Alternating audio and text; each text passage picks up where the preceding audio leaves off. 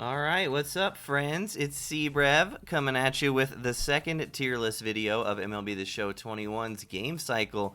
Today is May 9th of 2021. I just posted the first one of these 2 weeks ago, but we've gotten so many new cards that are amazing in the game. Figured it was time to make another one already. So make sure you like the video, subscribe to the channel if you're new. We have a ton of MLB The Show 21 content over here. Drop me a follow, twitch.tv/cbrev, and Twitter is at cbrevmlb. And if you're seeing this somewhere other than YouTube, my YouTube is cbrev. So let's get our usual disclaimers out of the way. The purpose of this video is to rank each card in the game by position in tiers, give my subjective opinion on who I think the best cards in the game are at each position. These are just my subjective opinions. I do play this game at a high level, but it's just my opinions at the end of the day. And specifically with pitching, it's really hard to evaluate because everybody pitches differently. Everybody plays different tiers of opponents. So take everything I say with a grain of salt. These are more just guidelines rather than rules of thumb. I always say my word is not gospel. So keep that in mind. Let's go ahead and just jump right into the catcher position, which is the first one. As far as the color coding, so yellow is gold cards, green is a card that was not on the tier list last time that has been added to the game since our last tier list. So you can see 92 Ivan Rodriguez at the bottom of tier 1A there. He is a new card, so you will see new cards in green, and then blue would be a secondary position. We don't have any secondary position catchers on the list as it stands, but nothing's really changed. I still believe in the order of the four that I had them in the last tier list. I think Rutschman is the best, but I also think all four of them are really close. I do think Pudge is a little worse than the top four. However, Pudge's swing is a lot better this year. The reason Pudge's card, that 92, is rated kind of low is because the actual attributes on the card aren't that great. He doesn't have a lot of pop, and his contact versus right is a lot worse. But Pudge's swing is so much better this year. I did use the 92 for a couple games, and it was surprising. So 99 Pudge Rodriguez is definitely going to be a sleeper for in-game catcher when he comes out later on down the line. So I'm happy that they kind of took a lot of these guys that have bad swings and made them better this year. At least it seems that way, especially in this catcher ranking with Piazza and Rodriguez. You can kind of see that. Unfortunately, Mike Schmidt is still terrible. Maybe one day they'll fix his swing. Maybe Johnny Bench, too. We'll see. But yeah, catcher's basically the same, just with Pudge joining in Tier 1A. Moving on to first base. Some decent changes, especially in Tier 1A. I put Vladimir Guerrero Jr. ahead of Joey Votto here as 3 and 4, but I think it's really, really close. I personally have been using Joey Votto in my try-hard team, and he's been amazing for me. His attributes don't jump out at you compared to some other guys, but his swing is super nice. And with Votto specifically, he has an interesting leg kick where if you use strike zone camera, he can pretty much tell you if it's going to be a hard pitch or a slow pitch, which is kind of weird. I don't know if that's supposed to happen, but based on how fast he loads, you can kind of tell what pitch they're throwing before it comes. I think it's really OP. So I've been using Joey Votto, but Vlad Jr. is right there for first base. Then we have Bellinger, and then the new Mattingly, who maybe could have been a little lower, but he is a 95 overall, so I went ahead and threw him there. And then Muncy, and then Dom Smith moving up from Tier 1B to Tier 1A in this tier list for first base. Really, really good card. Top of Tier 1B, this might surprise you guys. Gold Miguel Sano might be one of the best gold cards I've ever seen in the history of MLB The Show. As a first baseman / third baseman, that card is wild.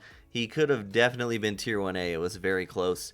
New Rhys Hoskins tops now at the top of Tier 1B as well. Then you see Ruth, Konerko, Thomas, McMahon, Freeman, and then Tier 1C, we got Eddie Murray joining in there. But honestly, for first base, I would try to stick to Tier 1A, Tier 1B if you can. There's a lot of good options there. All right, moving on to second base. We've got Soriano in his secondary position above Jackie in his primary position. I still have Keston Hiura rated third. 90 Justin Turner is very close behind, though. Keston's a lot faster than Justin Turner, which I think makes up for his poor defense, more so than it would for Justin Turner. But Turner definitely a better overall hitter. I think people are kind of sleeping on Justin Turner. You will see that card throughout this tier list as a top-tier option around the infield. Just an amazing hitter, man, and exactly the kind of splits you would want. High contact versus right, high power versus right, and then kind of a drop-off versus left, but not much. Really, really a big fan of Justin Turner. The one knock on him is the speed. Because when you have poor defense in the infield and poor speed, it makes it a lot harder than if you had poor defense and decent speed. So that's why Keston is higher, but it's very close. You see Nick Solak coming in there after Max Muncy. I added Brian McMahon in the second baseman tier this time around because somebody asked me to do it last video. 87 Brad Miller is a new card as well, although he's in blue because this is a secondary position. And then you see Kevin Biggio at the bottom of tier 1A. Ryan Sandberg sliding down to 1B after 1A. Ketel Marte moving up. And Lindor sliding down to the bottom of tier 1B. And then some other choices at tier 1C. But second base, honestly, a pretty loaded position. We've gotten a lot of good new cards that are really flooding the infield and outfield. So making this tier list was fun. There's a lot of newcomers. Wait till you see the third base slide next, which is here. We've got a new 94 George Brett, who is a card historically that I have absolutely adored. I think George Brett has one of the most consistent swings in the game. It's not glitchy as other guys in the fact that you'll hit home runs on balls you probably shouldn't, but George Brett is top tier in my opinion in rewarding you for swings that should be rewarded. So he's the second best third baseman in the game right now, behind Chipper, obviously, in my opinion. Still have Gallo in third, and then Turner again right behind him at third base. I think Justin Turner is a very, very good card. We got Vladimir Guerrero Jr. in his secondary position of third base in 5th place here. For those of you wondering, he did not have a third base secondary when he first came out, and they went in and added it to the card like an hour after the Play of the Month program. So a couple people have asked me, why do you keep mentioning Vlad Jr. at third base? He doesn't have the secondary. He does. They just added it in after the initial release for some reason. Then we got Miguel Cabrera, the new Gary Sheffield, which nobody has yet because you haven't been able to do enough daily moments for him, but I think he's pretty good. There you see 81 Miguel Sano as a tier 1 third baseman. That's hilarious. And then 87 Austin Riley at the bottom of tier 1A. Nothing has really changed in 1B and 1C aside from Matt Chapman going gold, which makes me kind of sad. And Pujols and Duvall moving up above Arenado. But so many options at third base, you should probably just be looking at tier 1A in my opinion. And if you can get your hands on a George Brett, I think it's good. Although if you want to rock with the free options, Gallo, Turner, Guerrero Jr., all very, very good. There's a lot of cards that are basically free that you can throw at third base, which is awesome. Shortstop, Chipper again. You will see that. It's kind of just a product of having 99s available at release. Still thinking about Hoskins apparently. So we got Ernie Banks, Nico Goodrum. Really nothing has changed here either, aside from Justin Turner jumping into the top 6 as a shortstop. Shortstop's probably the worst position for Turner because you get punished for the bad defense the most, but the guy just rakes, man. I can't say enough about how good I think that card is. And Trey Turner, new diamond, jumping into tier 1A. I rated him low last time, even for a gold. I would agree with you guys on that. So I have him in tier 1A now that he's diamond. Just a card that consistently rakes with max speed is amazing. The new 87 Brad Miller as well, I consider a tier 1A shortstop, although again, probably his worst position with the bad defense. Tops now Paul DeJong, jumping into tier 1B as Corey Seager slides down from tier 1A to tier 1B. I really don't want to see Seager go gold this year, man. I hope he can turn it around in real life. Machado slid down as well. I just think there's better options. But overall, shortstop's kind of a weird position. I think most people are running Banks there if they've done collections, and most people are running Goodrum there if they haven't. And then otherwise, it's not much, not much going. Maybe we'll see some Justin Turner there. I know some people like Tatis as well. But really, I basically only ever see Banks or Goodrum, which is kind of funny. But I would agree with that. So let's move on to outfield, which again, there's so many cards in the outfield. It's really hard to rank these. We did have some moving and shaking at the top of the list, though. Still have Soriano above Jackie. Now that Mike Trout is a 96, and you can parallel him up to a 99, which you could do before, but now it's even more insane. Mike Trout is in number 3. And then I actually put the new Player of the Month, Byron Buxton, in 4th ahead of Steve Finley. I know a lot of people are enamored with Steve Finley. I do think Steve Finley is a top option, but I just personally think Buxton is better. I think Buxton brings a lot of the same to the table that Finley does at the plate in terms of good enough power numbers and a really glitchy swing. But Buxton plays better defense because he's faster and his fielding is maxed out. So I do think Buxton is the 4th best outfielder in the game. Definitely a card you should probably have on your team if you can. I know he's getting kind of expensive now because a lot of people didn't prepare with the Topps Now cards, but yeah, I think he's definitely worth it. He's hitting 700 for me in ranked seasons right now, so there's that.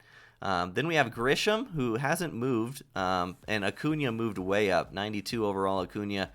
Could possibly be up near Finley range. I think Finley, Grisham, Acuna are really close. And then we have Jason Bay and Roberto Clemente, new cards that have come out. I will say as a caveat, with Jason Bay, he's only Tier 1A if you play him in left field, in my opinion, and Roberto Clemente is only Tier 1A if you play him in right field. Just so they... Jason Bay, you'd kind of want him in left field because his defense isn't great, and then Clemente, you want him in right field so he keeps his diamond defense out there. But really good cards. I wish Clemente had a little bit more pop. Maybe his 99 overall will. It remains to be seen. And then we got 89 Shohei at the bottom of Tier 1A, which may surprise some of you guys, but he's really fast. His defense is still silver, and good pop versus both sides with better contact versus right. Very, very solid card. Just make sure you're playing Shohei in left field if you're using him.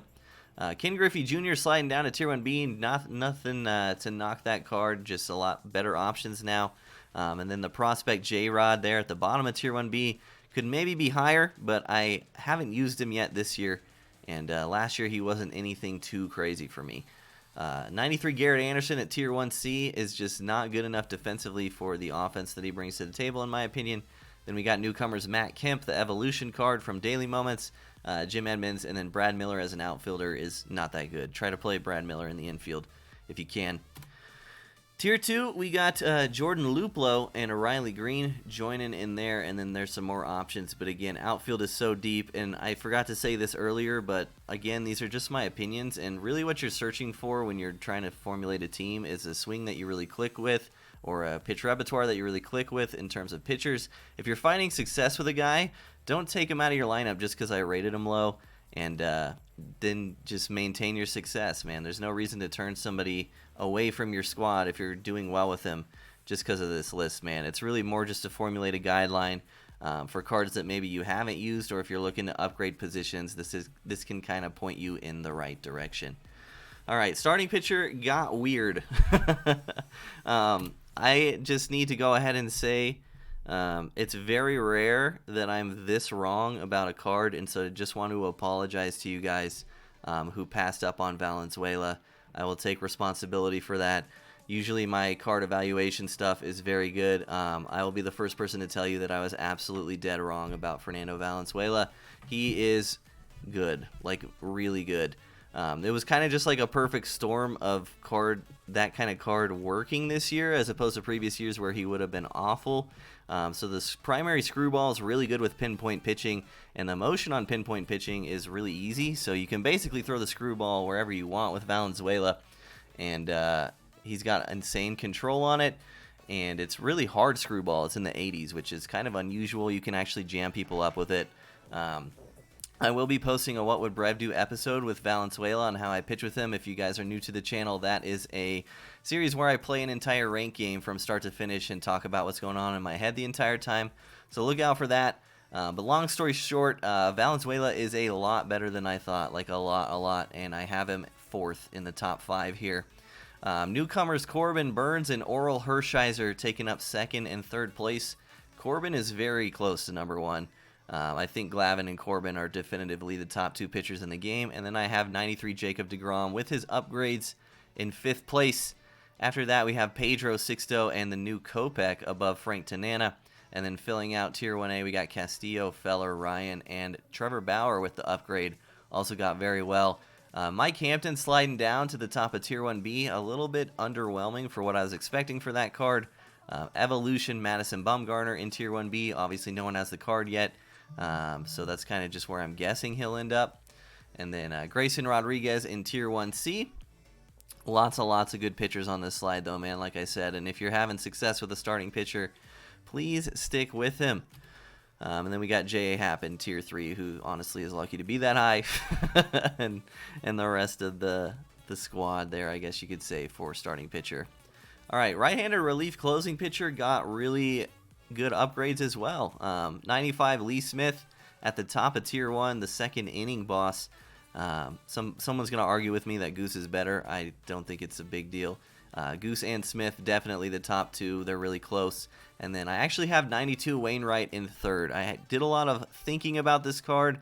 I looked at him a lot. I really think he's a top 3 righty reliever right now. If you guys haven't looked at the Wainwright reliever card, go look at his control and his break on his curveball. The fact that you can bring a guy out of the bullpen and basically spam max break curveballs wherever you want to is really strong, because that's not a pitch repertoire you typically see out of the bullpen. You'll notice with guys like Mariano Rivera, Kenley Jansen, Devin Williams, even Hoffman to an extent, really cutter is the featured pitch, sinker in to throw him off. And Wainwright has both, but the fact that he can also drop curveballs wherever he wants to is really strong. I think Wainwright definitely one of the best relievers in the game right now. So my top 5 for righty relief closing would be Smith, Gossage, Wainwright, Familia, and Hoffman. In Tier 2, we got Tom Hinkie and Houston Street, who I think are both great budget options. Nothing wrong with the cards, especially for the price. They're just not as good as the guys in Tier 1. And then we got the new Matt Barnes kind of at the bottom of Tier 2. I don't know how to feel about him. I think his pitch repertoire is just not good enough. And then on the other side of the coin, for left-handed, we only have 2 new cards, and one of them's kind of a meme. We put Anthony Rizzo in Tier 3 just because I know if I didn't put him on the list, somebody would ask about him. He can't actually hit, which is interesting, but I just think the card's a meme. I would never use that card in ranked in any serious capacity. But Tier 1, the 4th best left-handed relief pitcher in the game right now, in my opinion, is a gold card, and that is 83 Jake Diekman. If you guys haven't looked at that Diekman card, he's got maxed out hits per 9, and he throws sinker, 4-seam slider, and he's just insanely good. I think he went 2 2/3 in my last ranked game and had 5 strikeouts at the end of the game. So I definitely think he's better than Hader, even though Hader's overall is higher. I don't think he's better than Chapman, and obviously Wagner and Franco are the top 2 for sure. And then nothing else has really changed here either. So not a lot going on, just Diekman joining Tier 1, and I think it's a really good card. All right, let's jump into the last 2 slides, which is the team building slides. So I kind of struggled with these this time around, and I am trying to look at how to modify this to try to make some of you no money spent guys a little bit better. I thought I was doing well with the no collection slide. That was kind of my gear towards like a no money spent style of lineup. But someone mentioned that I have Mike Trout in here, which kind of defeats the purpose, and I kind of agree with that. So Trout's still in here, but maybe I'll add a 3rd slide for just like free cards or something, the best team you could build for free. But for right now, this is what I went ahead and rolled with.